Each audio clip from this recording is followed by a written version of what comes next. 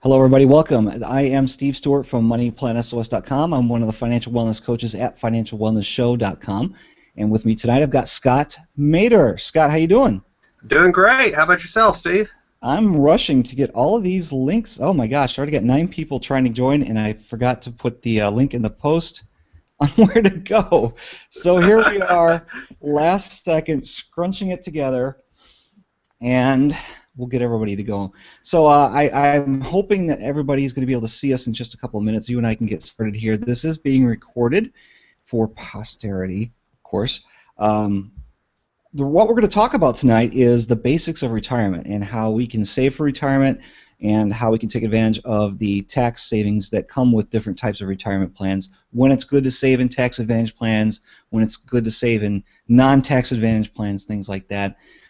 So before we get started, I want to let you know that there is a brand new podcast that I am hosting.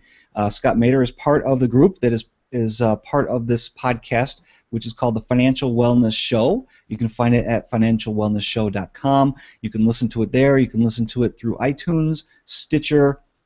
All you need to know is if you want to use iTunes, Stitcher, TuneIn Radio, the apps, it should be out there for you to be able to consume. FinancialWellnessShow.com/iTunes, where you can find it on iTunes, FinancialWellnessShow.com/Stitcher/TuneIn. You get the idea. So if you, we'd love to have you come over there. We've got some great episodes already out there. A wonderful testimony from Mary, who is one of our coaches, about how getting out of debt 10 years ago helped her to make a decision this year to adopt 2 kids, 2 girls. Yeah. So I just you heard that that one on Monday. It was a great episode. Isn't that just wonderful? Yes, it was. It's not exactly what they were expecting, and it turned out to be a blessing. So, well, that's never how life is. Never what you're expecting. kind of like what's going on here with I'm trying to get the website Today's going. call, exactly. Yeah. All right. Scott, do you know how to monitor the chat? I have the group chat open, so I'll be keeping an eye on it. Yes, sir. You are wonderful. I'm going to check and make sure it's running, but I appreciate everybody that's out there. It looks like we've already got more than a dozen people trying to join in, unless it's just you and me clicking the button all the time. So, all right, we are live. This is it. So, Scott, you're the guest tonight. I want to highlight a little bit of you. I already told people a little bit about myself, so tell us about yourself. My name's Scott Maderer, and my wife Carrie and I have been doing financial coaching through church organizations, through ministry, for about the last 3 years now. I have a, quote, day job and work in education through that, but we've been doing the coaching now for, almost 4 years now. We were trained in 2011 by LAMPO. This organization, Dave Ramsey's organization, and we've been doing it since then.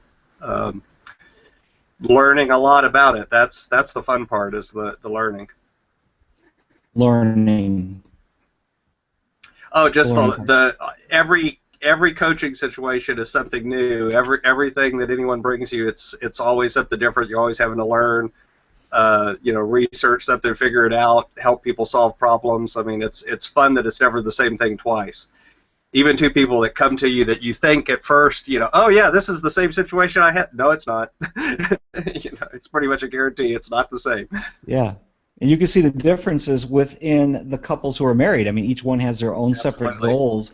Unless they've talked them out in advance, they're going in separate directions. So financial coaching is not financial counseling, although sometimes it turns into that. Yep. Nor is it marriage counseling, and occasionally it turns into that too. Yeah, it does. Sometimes, it's funny how money is tied to our values. It's tied to so much about who we are. It's just a piece of paper, whether it's a check or it's money or it's a piece of plastic. It's just money. Why is money such a big deal?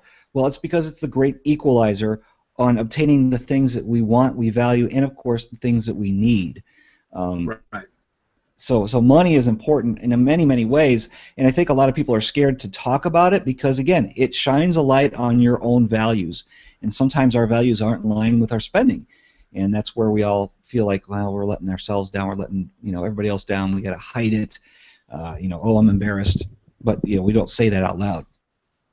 Well, and it's your treasure is where your heart is the way the Bible puts it. The message is the same whether you want to put it in biblical words or regular language. It's at the end of the day, the money itself isn't what's important, but what you spend it on is what you value, what you treasure. And so, you may say, oh yeah, I treasure my family, but if you go sacrifice the needs of your family so that you can buy a brand new, I don't know, bass boat, if you're a guy, that's probably appropriate, then maybe you're not really putting your money where you say your values are, and that shows. So it shows up at the end of the day, no matter what. Yeah. Well, you know what? I'll admit I'm not a master at this myself. I spend money on things that I don't truly value sometimes. But I'll tell you what, we've got more control on our money now than we did about 6 years ago. And 7 or 8 years ago. My goodness, I'm not even dating myself right. I'll tell you the changes we've made in our lives at our household has I wouldn't know where I'd be today if I didn't sit down and study. And when I mean study, I don't mean opening up the books. I'm talking about doing some research, just testing things out for yourself, challenging the beliefs that you hear from all the different sound bites in different places. If I didn't do that myself, then I'll tell you what, it would be a mess. We wouldn't be where we are today. Absolutely. Well, and the way I tell people this is, I was the spender in our relationship. So for my wife and I was the one that was going out and spending $200-300 on, well, to put it kindly, junk, movies or something else that we didn't really need. It wasn't putting food on the table. It wasn't giving us anything that we needed. It was just stuff that I figured I wanted. Yes. And so, at the end of the day, I had to get control over me to get our money under control. And I'm also the nerd, so I was the one doing the budget. So, it really wasn't fair to my wife because I'd know whether there was extra money in the account, and then I'd just go spend it and not even talk to her. So it was getting our budget, getting our money under control, opening up those lines of communication. That's what really, at the end of the day, saved our marriage. Mm-hmm. Are you on your way to saving for retirement yourself? Absolutely. We've been fairly consistently investing for, we were investing for retirement, then we quit investing for retirement because we were focused on getting out of debt. Once we achieved that goal, we started the retirement savings back up, and we've been doing it now for 4 years consistently. So we had one little period in the middle where we had some medical problems and had to kind of put some things on hold and reset an emergency fund and that sort of thing. But other than that, it's been auto withdrawal straight into retirement. We don't even worry about it, automated it. Do you see that as being one of the benefits, that you've automated it so you don't have to sit there and think about it, how you got to write the check or do all that stuff? Yes, absolutely.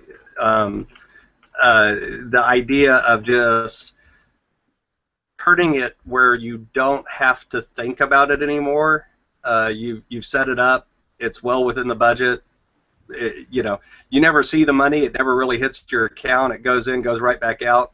That is excellent because, at the end of the day, that makes it where you don't focus on all of the little stuff that's going on in the news. The Dow is down today, and it's like, oh, okay. It makes it easier to just keep doing it. Once you get started and you just keep rolling, it keeps you from worrying about all the other stuff. It just happens. Plus, it makes it easier to budget and easier to deal with everything else because you've got the number there. It's already figured out. It's working for you instead of you having to work for it. I think when you don't automate it, just having to remember to write that check every month or sit down and draft that money out and over to the other account and this, that, and the other, it's easy to forget. I mean, life happens. You get busy. You work an 80-hour week that week. You're tired. Yeah, I test myself in a way with the deposits, because what I've got is I've got a couple different retirement accounts. One of them is just a a test, and the test is really it's $100 going into a Betterment account. Yeah. And that Betterment account is just, I'm going to see what happens, but I have to actually make that automated because if I don't, I know I'm just not going to do it. Mm-hmm. Whereas, if I did it first, I was like, okay, I'm going to send the money, and I know I'm disciplined enough to do that, but the times when I wasn't, then we have a problem. Yeah. Yeah. So No, it wasn't happening. Well, and that's where, there's apps now. Betterment is one of the systems out there. You can set that up. You can set it up with a regular brokerage account like Fidelity, that sort of thing.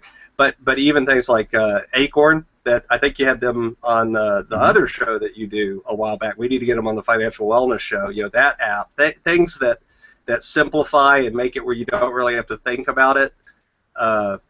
Even just using a budgeting software on your phone. YNAB is, I know, the one you and I both use and love and swear by. All of that just helps because it makes it where you're not having to work as hard to make it happen. And if you lower the threshold to making it happen, it's more likely to happen at the end of the day. Yes. Especially with retirement, because one of the problems with retirement is the goal is out there so far in the future for most of us, and so it's kind of easy to put it off. Yeah. And what's funny is it's not like most people don't really think about it. Go ahead. No, you go ahead.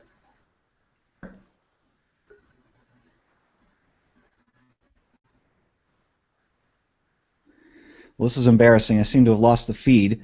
Scott, you just tell me when I can you hear me again, Steve. okay? I can hear you, Steve. Oh, you can hear me. Great. Well, Yeah, I'll tell you, I'm going to turn my video down. You froze for a second a little bit, but then you came back. All right. Well, let me just. I'm going to have to do something with my camera here so that we don't annoy everybody. Oh, whoa! Look at that. No, we won't. Well, here we're going to go audio only for right now for me. Apologize for that, but better to get the content via audio than to have to sit here and watch my ugly head anyway. All right, so we're going to talk about saving for retirement today, all the different options that we have, all the different ways you can save on your taxes. And so, Scott, can you hear me all right? Yes, sir. I can hear you just fine. Okay. Fantastic. All right. So I think we could all agree that saving money is important. Saving money is a good idea, that you can't go wrong by saving money, but you can make better decisions on where to save the money when you know the different tax advantages and, of course, the potential penalties for when you take the money out too soon. So we need to have a plan. We need to work the plan. And we also need to know our own basic panic level. Mm-hmm. And that we need to know that before we start. I mean, we could get started, but then, if we don't really know what we're doing, we're going to jump ship and we're going to make some bad decisions unless we have that roadmap in front of us. So, Scott, what are some of the different ways that people can actually save money? When you say people could save money, you're talking about basically just in terms of, starting with the simple thing. If you're just doing short-term saving, the simplest thing is quote-unquote stick it in the bank. I mean, we even have some cash savings that we do just right here in the house. We have it in an envelope. If you rob our house, go to the third drawer and it's in the back of the drawer, kind of thing. But that's another place you can put it, is in the drawer. No, absolutely. That's a way you can save save in the backyard. Yeah. Stash it away. Stick it in the mattress. Right? Stick it in the mattress. That's the old wives' tale. Of course, the problem with that is exactly what I just said. If somebody robs our house, it's in a drawer in our house, they're likely to find it. Plus, that's not really investing. I mean, that's just savings for kind of short-term stuff. We have it for pizza money, so to speak, restaurant money, that kind of thing. It's just for short-term goals, kind of living expenses, but it is a good way to get it under control. Your spending, that is. Yeah. So where are some of the places you talked about? Just saving it in the bank. Yep. So that's next short-term saving. That's for short-term savings. Emergency funds. That's what we have in our regular kind of banking account. We have a small emergency fund in our savings. We actually put a little bit more of it in a money market account with a mutual fund company, but we can still get to it. It's got to be liquid if it's an emergency fund. It's got to be something you can get to relatively quickly, because, you know, of course, you want it for an emergency that comes up. You don't want it in something that penalizes you to withdraw it. Problem with banks, and even nowadays the money market accounts, is, you know, they don't really earn that much interest at the end of the day. So it's not really an investment. It's still savings. Nice. Advantage, if it's in a bank, you've got insurance on it. You know, the bank goes belly up, you don't lose your money. That kind of thing. It's protected. It's not as insecure as sticking it in an envelope in your drawer. But the disadvantage of saving it in a bank is? Well, number one, you don't earn much interest, so again, it's not really an investment. Another disadvantage to it is if you're not earning enough interest to outpace the rate of inflation, which if it's in a bank today, you aren't earning enough interest to outpace inflation, that's a given, then at the end of the day, you know, if you stick $50,000 in the bank and you wait 50 years for retirement, you're not going to buy nearly as much with that $50,000 and the little bit of interest that it's earned as you could have if you invested it in something that had a better rate and outpaced inflation. The dollar just loses buying power over time. That's really all inflation is. And I think that's the biggest problem with saving money, is people aren't seeing the advantages of, you know, of returns. I know that we had the big scare just a few years ago. When you think about it, that was 5 years ago, but now people are starting to forget about it, but it's still kind of fresh in other people's minds. I guess it depends on your level of risk. We talked about that just a few moments ago, is, you know, what is your level of risk? You know, how does that, you know, and the millennials today, from what we're seeing, a lot of them will not invest in traditional stocks, mutual funds, things like that. But I am seeing them investing in some cooler stuff, which we're going to talk about in a little bit. But okay, so different ways to save money. We've got savings accounts in the banks, online money market accounts, but that's similar to a bank account where it's very liquid. So it's a great place for emergency funds. That's where we have ours. But I don't think we've hit 1% in a money market in a couple of years, so actually probably 5 years. So it's not a great place for anything to grow, you know. And we're going to lose purchasing power from inflation. Do you want to speak about inflation? Well, I talked a little bit about it a moment ago. The basic idea about inflation is that the dollar today that you spend in 10 years, if you still had that same dollar, you can't buy as much. When I go to the store, and, you know, if used to I could buy a loaf of bread. It's what you hear when you talk to anyone that's you know, an older person. You know, when I was a kid, I could buy a loaf of bread for $1, you know, or whatever it is. You know, and now I can't. Well, that's inflation. I mean, that's the easiest way to understand it. And at the end of the day, if you extrapolate that into the future, if you put that out in the future, well, if I have, you know, $50,000 and I stuff my mattress with it, and I think that's what I'm going to retire with, that $50,000 when I'm not going to eat very long on that money. It's just not worth as much. You know, that's where people say, you know, used to, you know, it was a big deal if you could retire a millionaire. Well, retiring a millionaire, $1 million isn't as much as it used to be because of inflation, you know. And so basically that's where it comes down to. If you can't outpace inflation, you've got a risk in that money, because inflation kind of catches you from behind and tackles you from behind and makes the money not worth anything anymore.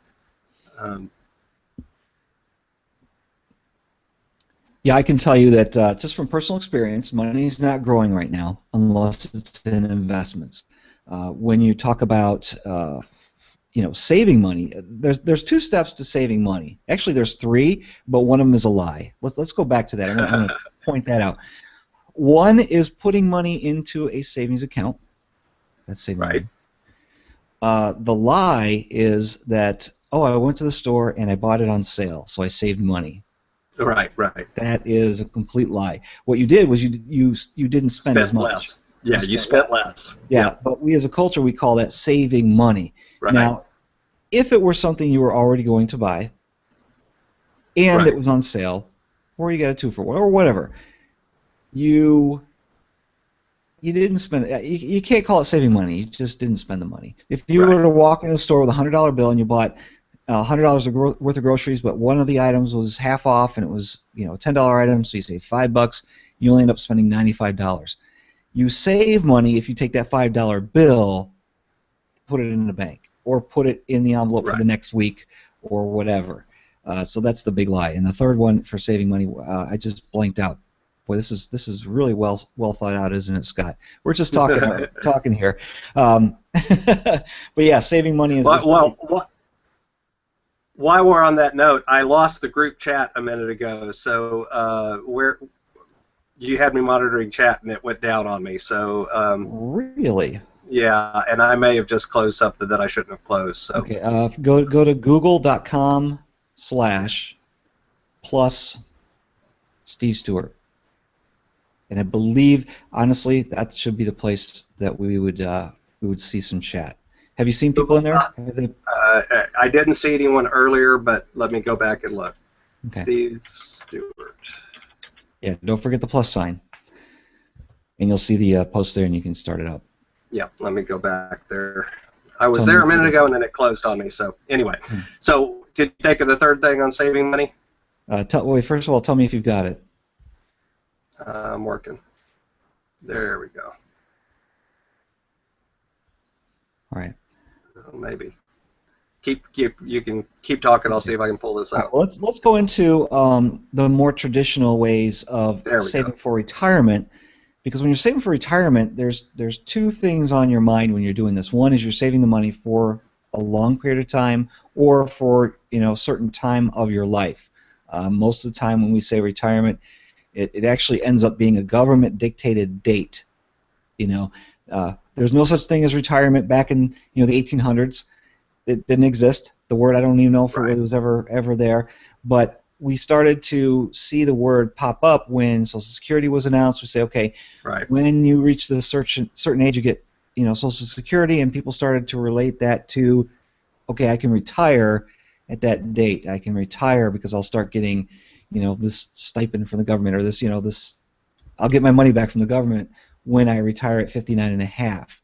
So retirement really doesn't exist except in your mind, and Social Security kind of dictated when that was. The other thing is we've got the date on our mind, right, and we've got oh geez, this is horrible. I'm worried about the technical aspects of this, making sure it all works. You've got the chat, right? Yeah, I'm there. No, nobody's in there right now, but yeah, they probably left because I'm bumbling. It's okay. So when we're talking about saving retirement, we're talking about that date in our mind. Right. We're talking about being able to become independent, to where we don't have to create the income. And there's the growth aspect inside of that. Yeah. Right. And honestly, that's how I've come to redefine retirement. Is so many people say retirement and they think of the age, and that's all they think about. I'm going to retire at 59 and a half. I'm going to retire at 65. I'm going to retire at 72, whatever it is. And for me, retirement's not about an age. It's about financial independence. If you could reach a point at 20 where you never have to worry about money again, great. You've reached financial independence. That's really the goal. And if that happens at 60, that's fine. If that happens at 72, that's fine too. But I think that's an important thing to talk about too in the retirement. We talked a little bit about talking about your risk level. How nervous are you? But the other factor to that's important is thinking about what is your goal. What do you want to do? If you want to retire and live in the French Riviera, that you're going to need a different level of income at retirement than if you want to live at a double wide behind your kid's house, in their backyard or something. I mean, what is your real goal? Do you want to travel? Do you want to, just stay at home? What do you really want to do? And figuring that out first. Sorry to interrupt you, but Go that ahead. goal is the key. That's the key. You got to have a goal, because a lot of people will say, okay, why are you saving for retirement? So I don't have to work anymore. Well, you've got to have a goal to do something, but that something might be, relaxing on the beach. It might be traveling. It might be playing golf every day. Your goal can't be not to work, because you're going to displace the work with the income for retirement, which then will afford you to be able to do the other things that you want to do. So, when you say I'm going to save up for retirement so I don't have to work anymore, rethink that. That's not the true goal. You need to decide, okay, I'm going to save up for retirement so that when I become income independent, I can then travel. I can then play golf. I can then, volunteer my time. I can then fill in the blank. Don't say it's what I won't do. You have to say what I will do, and that goal will dictate what your number is. Right, exactly. Yeah, and you kind of have to work backwards for that goal, and it becomes part of that factor of the risk tolerance. Because go back to the example I just said. If you want to live on the French Riviera, and therefore you have to have a really big retirement number. And I don't know why I'm picking the French Riviera, but anyway, you have to have a really big. I know, right? Exactly. You got to have a really big retirement number. Well, okay, you're going to have to be willing to accept a little bit more risk too, then, because you're probably going to have to earn more, one way or another. Otherwise, you're not going to reach that goal. And that's one of the things I see that's funny too, is people will set a certain goal. I want to have this much money. I want to travel. I want to own my house. I want to this. I want to that. I want to the other thing. But then they want to invest in a way that won't actually reach that goal. And you kind of got to align your goal and your risk tolerance and what you do. You got to get all of that lined up together to be able to achieve that goal when you're working on retirement. We've kind of switched now. We stopped talking about savings and we started talking about retirement. So, when you start talking about retirement, even there's two different ways of savings that kind of get into longer-term savings. There's non-retirement investing, and then there's retirement investing, where I would call non-retirement investing, and I think you would call it the same way, longer than 5 years, or else it's really just savings, but I don't want to leave it out there for 40 years until I retire. I maybe got a midterm goal, something in the middle, like saving up to buy a house, saving up to buy investment real estate, saving up to open a business, I don't know, even buy a car, depending on, kind of what your timeline is. And you could stick it into some sort of investment account that will earn you more interest than sticking it in the bank, like an IRA, but not in a retirement protected account. Yeah, well, let's talk about what some of those types of accounts are, so we can give people an idea. What types of investments, traditional investments, we're not talking about the rental real estate here, we're talking about the traditional type of investing. Most people would call them equities. So we have different types of investments out there. One would be bonds, which is really, in most cases, it's a state, government entity, or a business selling debt. In other words, they're saying, I'll give you this bond, and it will grow over time, and when it matures, you'll get this much money, or you might get increments during that time as well. And that's debt. The growth is The growth is based on it's like they're paying you interest, so to speak, basically. Yeah, and in most cases, that's very safe because they have assets that this bond is tied to, so you can cash it in and they can pay for it if they had to. Secondly, is going to be stocks. Most people are familiar with what we're talking about there, stocks. So why don't you talk about stocks? What is a stock? Well, basically a stock is, again, it's just a piece of paper, kind of like a bond is, but it is actually representing a little piece of ownership of a company. You're buying a tiny little piece of the company. And the value of that company is what makes that stock worth something. So, if you bought a piece of Kmart and then Kmart runs into some bankruptcy problems like they did, and goes out of business, well, that stock's not going to be worth anything. If, on the other hand, you bought a piece of Walmart when it first became out available to buy, and you've held on to it all of those years, you would have done quite well. Or, I guess the most popular one today is if you buy Apple stock, right? If you bought Apple stock when it first went out on the market and became available, and you had it today, you did pretty good for yourself. So it just represents the value of the company. And as the value of the company gets bigger, then the price that you would pay for that piece of stock or that you could sell that stock for becomes larger. Now, it is tied to the value of the company, and that's one of the things that makes stocks risky. If I go down and I bought 100% of the stock in just my company, which I actually can't because my company doesn't, it's a nonprofit. But if I if I went and no stock on a nonprofit, but if I went down and I bought, I work somewhere and I bought company stock, because sometimes you get what they call a company stock option. You can buy it at a discount, so that sounds great. I buy my company stock, I keep buying it, and that's all I have in my retirement account. And then I find out that the CEO is doing some shenanigans and the accounting isn't all right, and Enron happens. Now all of a sudden my company stock's not worth very much, and my retirement's not worth very much, and my $1 million retirement portfolio now becomes a bunch of paper, and it's not worth anything. And that's exactly what happened. That's what Enron was in the case of some of the people that had company stock. It's one of the risks of buying just one. How likely is that to actually happen, though? Not really. Not very. But most companies don't go out of business except in time of financial turmoil. We did have a lot of that back in 2008, 2009, 2010 even, but that it doesn't happen as much. Now the value will drop, but as far as going out of business.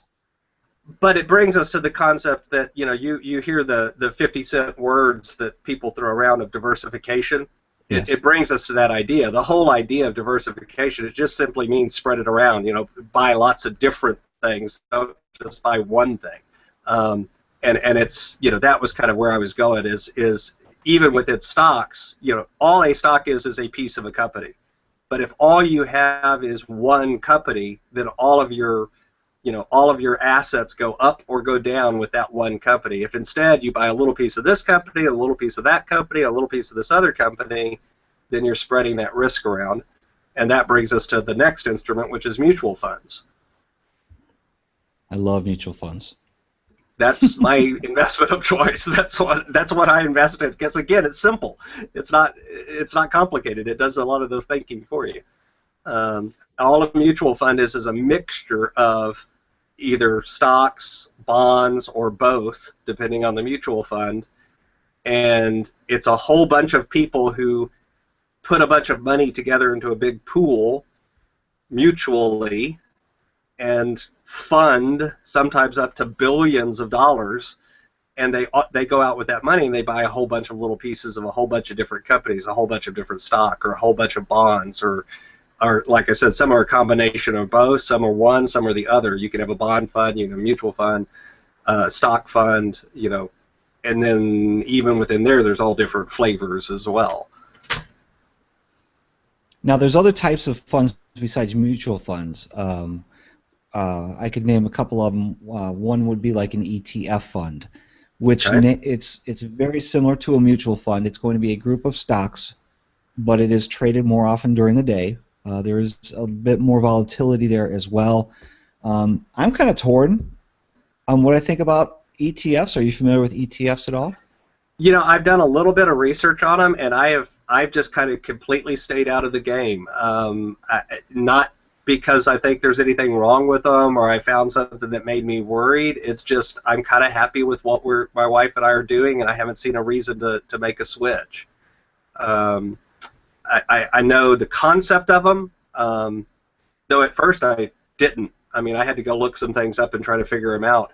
And I found that there's a lot of ETFs that I think there's a lot of inconsistency in them right now, in that there are some things that are being called ETFs that aren't really acting like an ETF is supposed to act. And I still think it's kind of a new product, and so I'm a little conservative when it Yeah. comes to that. I just didn't jump into them.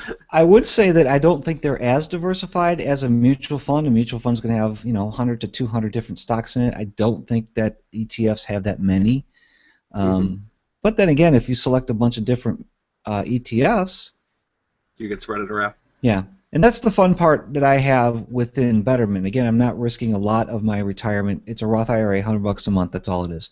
I'm not risking a lot there by doing ETFs. That's all they have there. And I've selected to have only equity ETFs, no bonds. It's all basically you get to pick from 0 to 100%. How much do you want in bonds? How much do you want in stocks? Do you want half and half? Do you want 70 stocks and 30 bonds? It's this gauge between the two. I go 100% stocks or ETF stock ETFs. So that's another vehicle that you can use. Well, and one of the advantages of ETFs, at least the research that I've done, is that a lot of times a lot of the fees and things like that a mutual fund might have are less or non-existent on some of the ETFs. They're quote cheaper in terms of investing in them, which of course over a long period of time could be a big advantage. If every time you put $100 in, they charge you $1, then you're putting in 99. If every time you put $100 in, they're charging you $10, well, you're only putting in 90, and so over 50 years, that adds up pretty quick, actually. And I think that's the key to investing in equities is time. That's the one thing we haven't talked about yet is why invest in a stock. If a stock goes from, we talked about Apple. I don't even know what it's trading at anymore. I don't have any idea. I remember when it was just about to hit 100, and I remember when it was 400 or something like that. It's crazy. So yes, there is growth in the value of the stock, but there are other things that are at work when we're investing in, whether it's called a retirement account or just investment account, and that is dividends. That is any kind of a payout that might happen, a split, which I haven't heard of any stock splitting lately, but I remember it used to happen more frequently. There was one that was just announced the other day, and I don't even remember what the company was. I heard it on the radio. That it was I think it was a tech firm of some sort that underwent a split. That's great. And that and that's basically when your one piece of stock becomes two, or potentially more, but I mean 2 is more common than it suddenly became 4. Right. Use the example that you have 1,000 shares of Walgreens. I remember Walgreens used to do a split quite often, and that split, well, then you would have 2,000 shares of Walgreens. Right. If at 1,000 shares, I'm just making up numbers here because I don't know the actual numbers here, but if 1,000 shares of Walgreens, if each share cut a dividend check of, we'll say 30 cents. Right. 1,000 shares would create $300 in dividends. $300, right. Right. So you'd either cash that check or reinvest it. Now, if it splits and now you got 2,000 shares, and each dividend, even if it went down to 20 cents, but let's just say it was 30 cents, the dividend is 30. Now you got 2,000 times 30. Now you got $600. So splits are awesome. They're just not as frequent. And even if like you said, even if the dividend dropped 10 cents and became 20, you'd still actually have more money in that dividend check. Yeah, you'd end up with 400 instead of 300. And the value there really with dividends, on a non-retirement account is like you said, you could cash that check or you could reinvest it, either one, and let the dividend also grow and buy more pieces, or you can go ahead and harvest some of that dividend and take some of that money, which if it's a non-retirement account could actually be valuable as well, because of if you're using it for something else like income supplementing income short term and the midterm or other things like that. Yeah, and I can give you a real life case study on dividends, because after the cowards hit the towers, my wife and I thought we'd be rebellious and we would invest in the U.S. economy by buying stocks. We bought single stocks. Okay. One of those that we bought was 12 shares of Boeing. We thought Boeing's good, Okay. you know. Yeah. I'm from St. Louis. We've got a big presence of Boeing in St. Louis. You know, it's a defense Right. stock, transportation. It's good company, and they cut a dividend check. Well, every time I had a dividend check, you know, they cut a dividend every 3 months, every quarter. Well, I had it where they just sent it to me, and I cashed it. It was like $4. I cashed a $4 check every 3 months. Big deal. Well, it was a couple years later I finally realized how money really works. I'm like, hey, I could be reinvesting this to buy another piece of a share. And over the Right. years, and we're only talking 12 shares, but over the years now it's grown to 14 shares.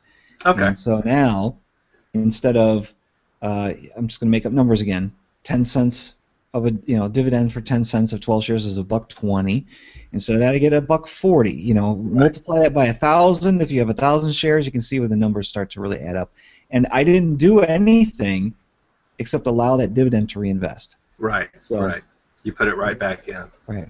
So two of the biggest ways people invest and get the big returns, whether it's investing for retirement or not, you know, it's just an investment account off to the side, is that dividend reinvestment to buy more shares, or the value goes from 100 to 400, as in Apple's case was. Right. Growth. Yeah. Well, and you know, kind of getting back to you brought up the idea of time a minute ago.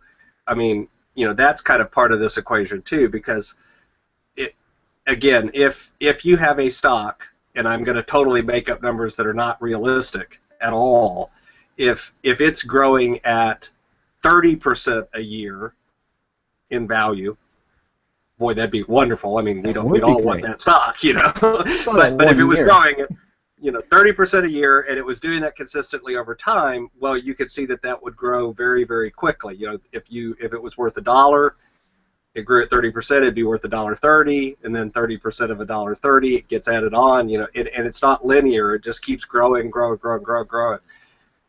And it would happen much quicker. If instead it was only growing 3% a year, well, now you have to lengthen that time horizon. You have to go out longer before you see as much growth. You know, and so it's kind of that. Again, we're back to balancing two things. One is the rate that you're getting, and the other is your time horizon. How long do you have? And of course, to get a higher rate, what do you have to do generally? As a general rule, you have to take more risk. Yeah.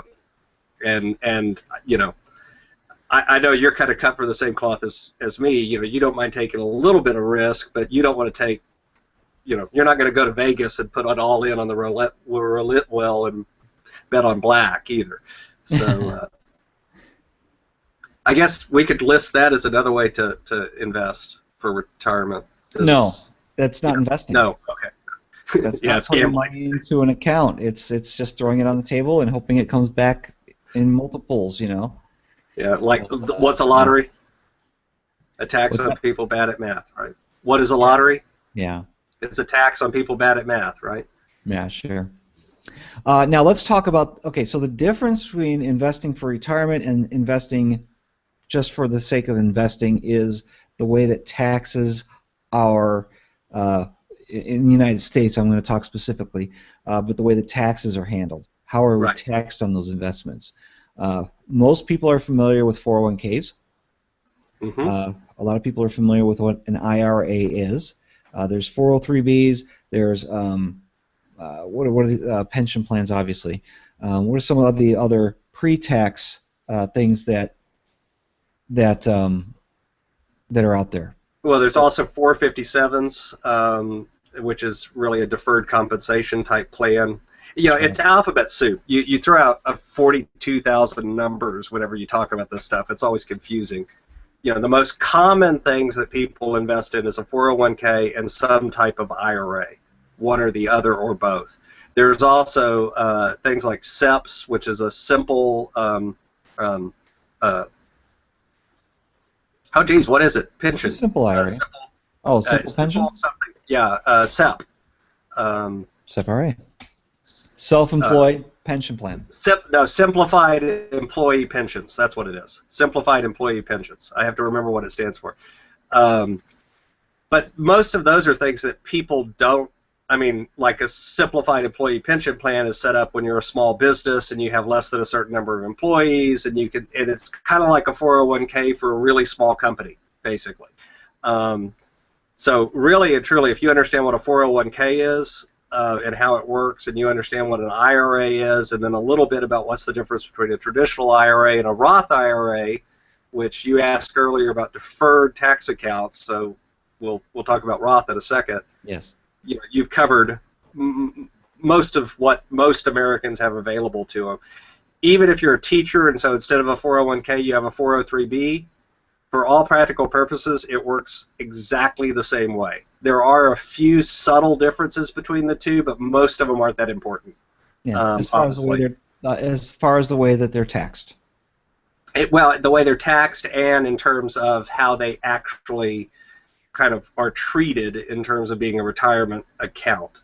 The danger of putting money in a retirement account is if you have to take it out early before you've reached retirement age, you're going to get a penalty for the government, plus you're going to be taxed on that money as if it's income. So you'll be taxed at your full rate, which could add up to a lot of money very quickly. And the problem a lot of times with people is, if they get into it, if they don't have all the other stuff that you and I always preach about, an emergency fund and a budget and all of these other things, then they end up having to raid their retirement account early.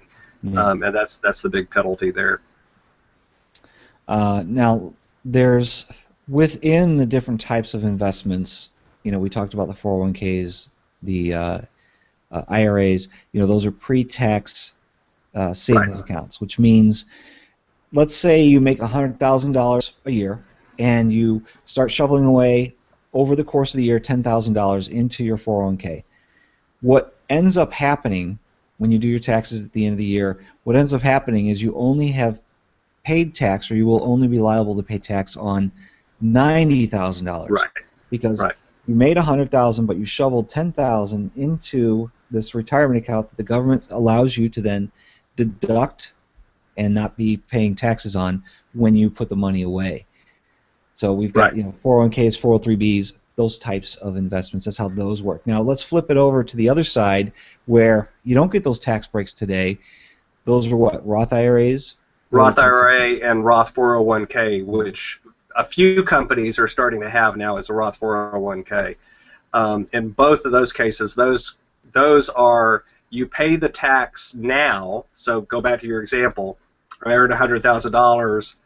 I pay tax on all $100,000, but then I take $10,000 because my wife and I together put $10,000 in a Roth IRA, $5,000 for me, $5,000 for my wife. I've already paid the taxes on that dollar. So the difference is the traditional 401k, the traditional IRA, it's tax deferred.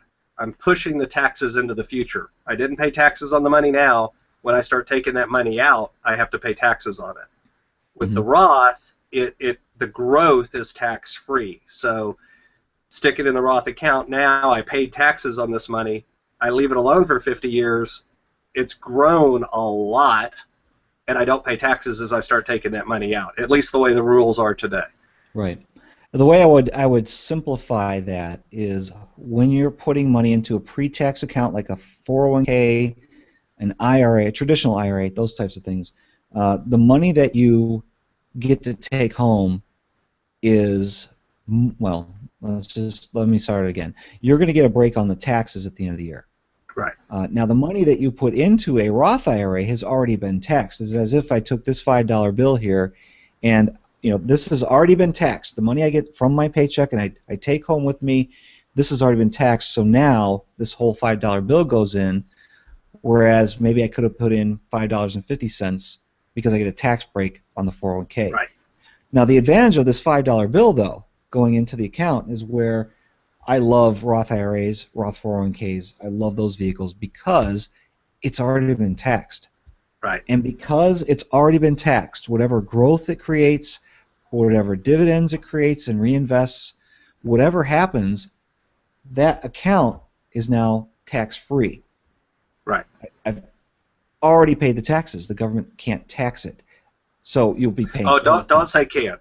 Don't say can't. They could change the rules. current time, yeah, today, 2014, they can't tax it, and it's got to and stay as that of way. right now, the rules for 2015 are the same. So there's no evidence that they're going to change this anytime soon. But Yeah, they could.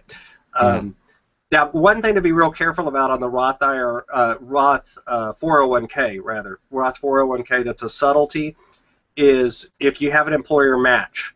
Um, so on a lot of people's 401ks, you get an employer match. So like, for instance, at my place of employment, if I put in 1%, they'll match me 1%. If I put in 2%, they'll put in another percent.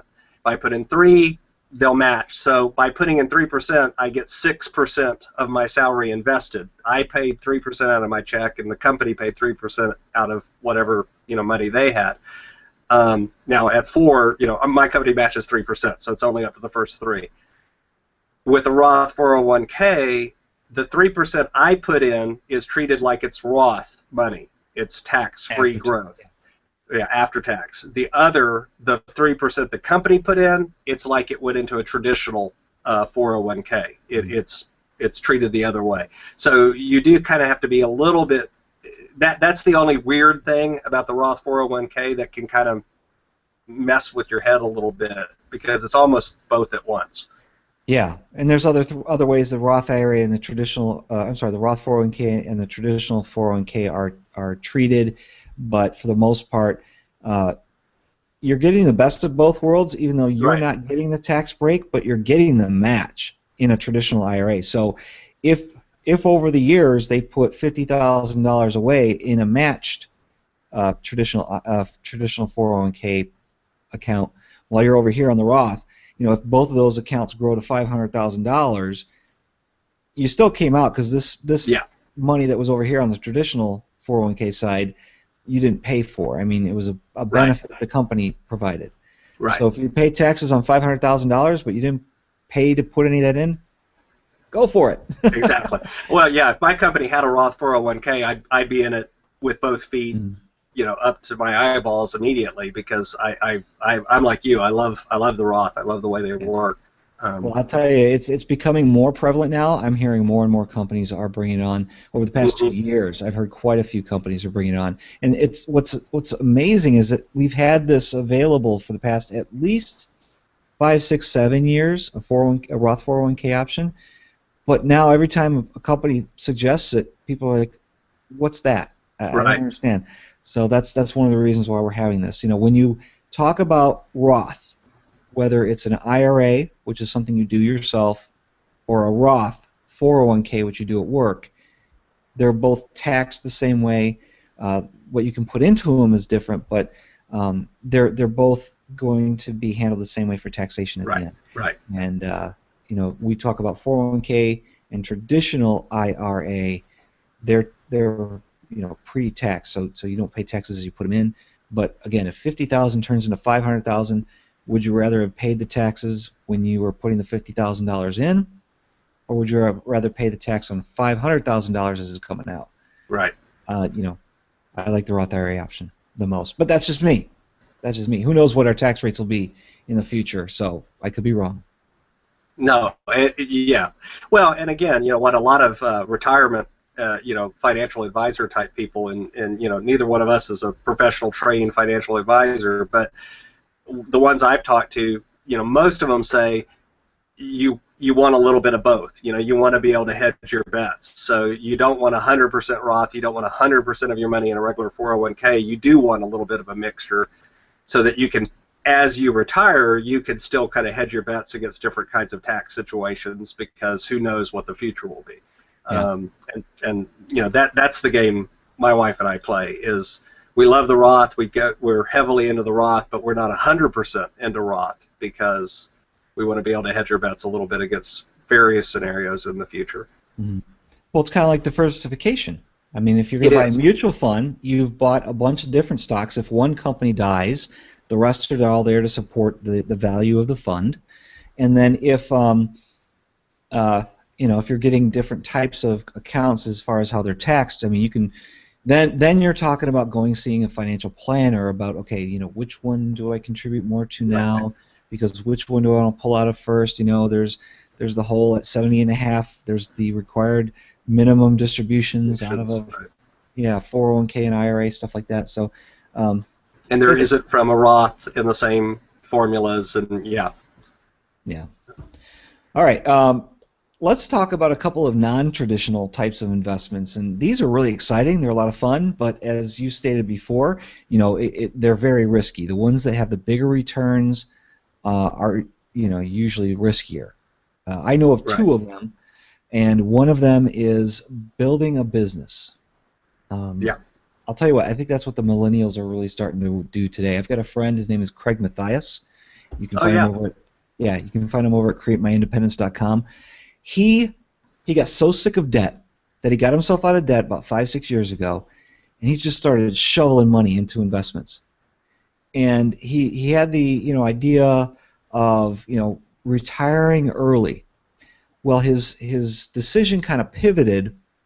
It's been over a year ago, I think now, to where he's like, don't want to work the day job, don't necessarily want to retire early, but I have all this money. This is my runway now to where I can live for, I think originally it was 5 years without any new income. And what that allowed him to do was to create a business, a small business. Mm-hmm. He helps people design websites and things like that. So, or build websites. I don't want to say design. He's not designing. He's building websites. Sorry, Craig. But and what happens is every time he has a new client, every time he makes a little bit more money, that runway gets longer. To where there's going to be a point where he makes more money than what he's spending on the traditional year. The average month he'll be able to make his rent and buy food and gas for the car and things like that, pay for insurance. Then he'll be able to start either building his business even more, or investing for retirement the traditional ways, both of which are great ideas. So I think starting a business is a great idea because you can create your own income that way, and you have obviously the freedom to do what you want when you want. You just have to make enough money in between those times to be able to survive on and reach those goals that we're talking about. Exactly. Yeah. And I mean, I'm with you. I think I don't think just millennials even, I think there's a lot of people now, there's a lot of conversation about, even if you want to just call it a side hustle, having other things that they do that supplement their income. Amazon businesses, eBay businesses, online businesses, as well as regular traditional businesses. But in some ways, the reason a business can be risky is it isn't, quote, diversified as much as like a mutual fund is. It's kind of all in that one bucket. But conversely, the returns on building your own business can be quite high if you do it well too. So I agree with you. I think that another one that I see more people doing is purchasing rental real estate as kind of an alternative to retirement accounts. Mm-hmm. Well, before we get into real estate, let's talk about that small business thing. You were just leading into it, and I think the millennials are doing that because the job landscape is changing. And I think that's pushing a lot of people into self-employment, which I know a lot of self-employed people do so by creating their own job, creating their own work. They're building a business. And nowadays, with all the technology we have available to us, we got people creating apps that you can sell in the Google Play Store. You can sell it on the iTunes App Store for 99 cents. 100,000 people buy one for 99 cents. I mean, you're making some money. It doesn't take that much. It doesn't take that much of an initial investment to get that started. You just have to have the know-how to be able to create that thing. The programming, obviously, you could outsource that if you had to. But even starting that business doesn't cost a lot. So I think that we've got two things working together here. We've got the people who, we had the drop in the unemployment rate rose. People started losing their jobs in 2008, 2009, and that pushed them into small business. But now we're also seeing that people are able to serve others in different ways that we wouldn't have imagined 10 years ago. I keep bringing up the building apps thing, just I mean that's just within the past 10 years, and people are making a living on building apps for these things. I mean, it just blows my mind. Well, and I mean, it's not just building apps. I think what you said a minute ago about, serving others is really the key, because, you know, there are as many ways to go into business as there are ways to help other people. What's the a site now that something Rabbit, where TaskRabbit, that's it, where basically it's people who sign up and will offer for $20 or whatever, they'll go pick up your laundry and deliver it to your work, or they'll go they'll go drop off your dry cleaning, or they'll go wash your car, whatever you want. You can assign the task, within reason, obviously, and they'll tell you how much they'll do it for, and it's basically just a way of bartering services. It's kind of Uber for task, literally. Or what's the other ride app? Lyft or whatever it is. It's the same concept. It's crowdsourcing chores, basically. And you stop and think about it for a minute. I mean, that's, who the heck would have thought we'd live in a world where you would have an app that you could connect. Go pick up my dry cleaning and I'll give you $20. I mean, but that's the world we live in today. And I think Uber was valued at so many hundreds of thousands, if not $1 billion. Huge. It's crazy. Yeah. And so the people who came up with that concept, built it, marketed it, got it to where it was working. It was a service people wanted. They created an investment. That created value. They could sell shares, or they could sell the company. I mean, they could just take the income on a regular basis from it, not even work a day in their life anymore. So that's another way for people to invest for retirement. And then let's jump into the last thing here, because I don't want to keep people too much longer. Rental real estate. Yeah, and that, again, it's somewhat similar in some ways to a business. In fact, I would say if you're going to be successful at it, you kind of have to treat it as a business, because if you're going to go out and buy, whether it's a single-family home and then you're going to rent it out, or even a duplex or apartment complex, if you want to keep kind of scaling it up, all of those really have to be treated as a business. If I'm going to be renting out my single-family home to somebody, that's an asset. That's something that I've got to protect. I've got to screen tenants. I've got to know how to treat people fairly. I've got to understand contract and leases, and I mean, it's a lot of work. Even if I hire a management company, well, now I've got to pay attention to the management company and what they're doing. Yeah. I've still got to put some work into it. It's not like you just abandon it and walk off. But the plus is, you can, if I'm renting a single-family home for $1,000 a month, I've got $1,000 a month, as long as it stays rented, which is, good income. If I got 10 of those, and they're all renting at $1,000 a month, I'm making $10,000 a month. That's really good income. Mm-hmm.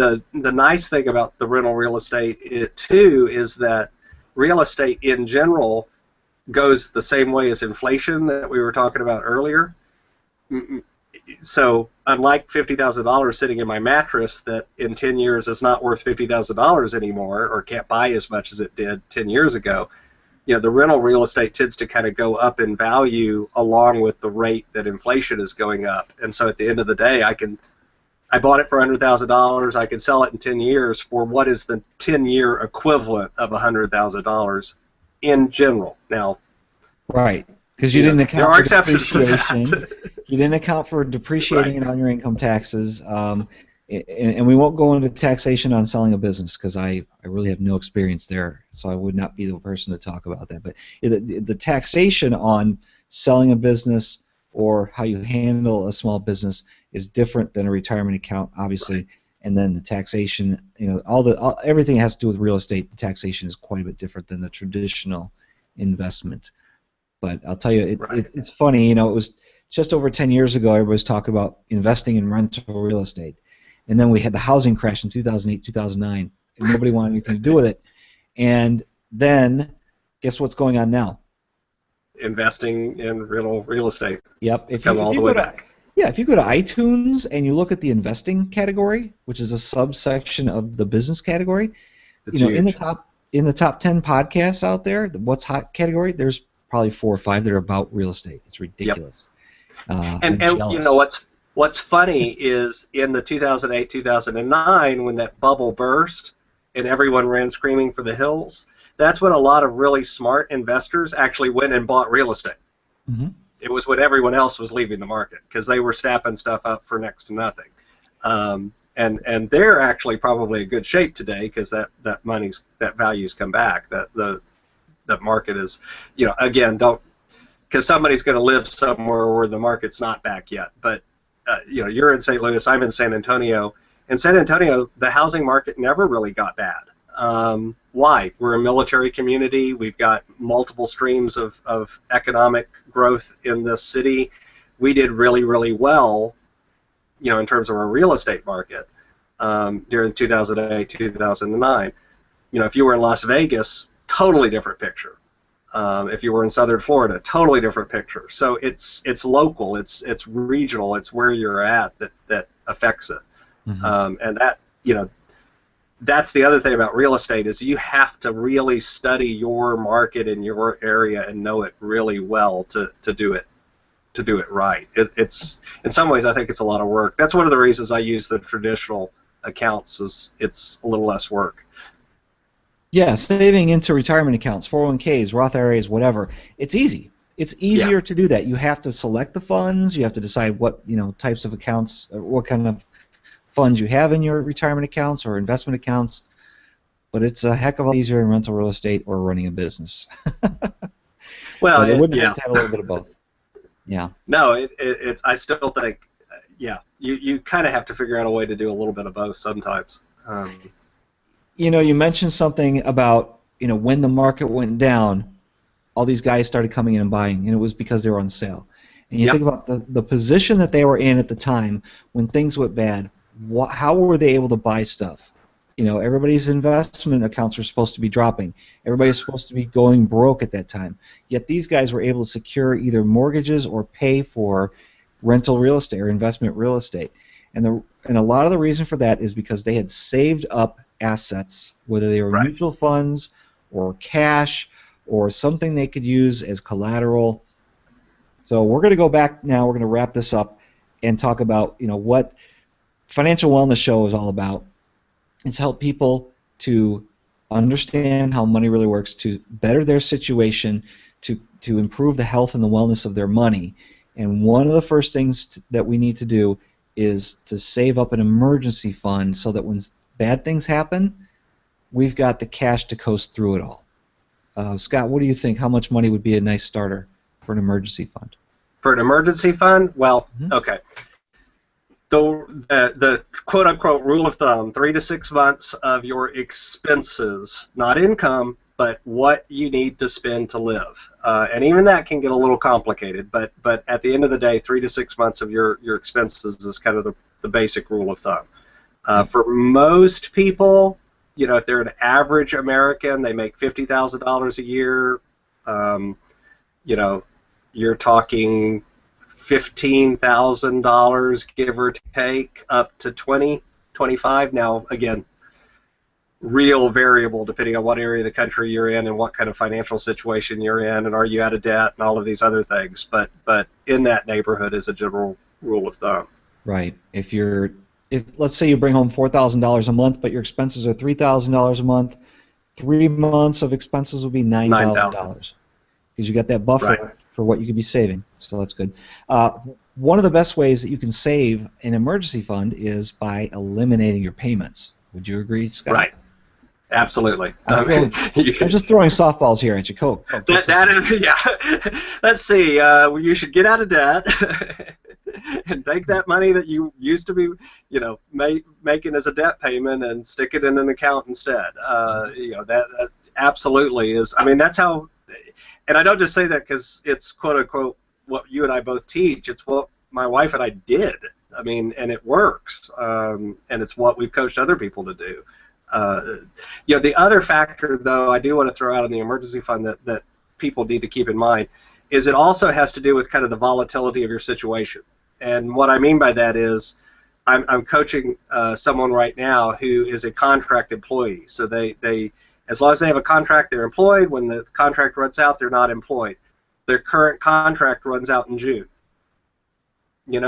Their situation is very different than someone who's a typical 9-to-5 employee, has a salary, their company's strong. There's very different situation there. And I'm coaching her to have a bigger than normal emergency fund. Why? Well, in June, she may be out of a job for 3 months while she finds something else. And it's a very real possibility. So how volatile your situation is kind of has a factor in that too. Yeah, you don't want to just skate by, trying to skimp by with $10,000 when that's just going to be 3 months if that's the only job in the household. Right. You probably want to do a little bit more just in case. So okay, so save up an emergency fund. Easier to do when you get out of debt. And when we talk about get out of debt, we're talking about all consumer debt. We don't necessarily hammer on getting out of debt with your mortgage because that's a big chunk and it's an asset, and we can go there later. That's a different call. Yes. And then you can start investing after you've got the emergency fund, you've got the ability to start putting money into different retirement accounts. And not just the measly 3% to get the match at work. Now you can really start investing for retirement or for any other types of big purchases that you might have in the future. Or both. Or both, absolutely. Yeah. Yep. All right. So we are going to sign off here in a little bit. Scott, once again, thanks for joining me tonight. I'd hate to have done this all by myself, especially when I was having those technical problems earlier. But tell us a little bit about yourself, and we'll sign off in a minute. Sure. Again, like we said at the opening of the call, I am one of the coaches over at the Financial Wellness Group. That group of coaches, I'll just kind of back up what you said, pitch the Financial Wellness Show, new podcast. It's interesting. It teaches a lot of, I think you're going to cover a wide range of topics, but the group of coaches that's over there at the Financial Wellness site is really, really focused, all of us, on the same fundamentals, which is, what we just got through saying. Get out of debt, get an emergency fund, get your feet underneath you, build that foundation, and then invest in retirement and grow your wealth, whether that's through growing a business, whether that's retirement accounts, whether that's short-term savings, long-term savings, all of those things, so that you can take care of yourself and your family. And then you can do the most fun thing with money, which is find ways to give it. And that's actually where the fun starts happening. I think we all have the same message, and that's something that my wife and I really back and coach people down here in San Antonio. Mm-hmm. Absolutely. Well, Scott, thanks for coming on. If you want to learn more about Scott, or if you're looking to get a coach that might be able to answer your specific questions and help you identify those goals that you have, not just that I don't want to work, but what do I want to do eventually when I get old and I can't, just can't work anymore, then go to financialwellnessshow.com/find-a-coach, and it'll take you to a landing page where you can ask for some information, sign up to get some more information from our group of the most respected coaches in the nation. Scott, thanks for joining me tonight. Appreciate you. Thank you, Steve. Thanks for having me. It was a lot of fun.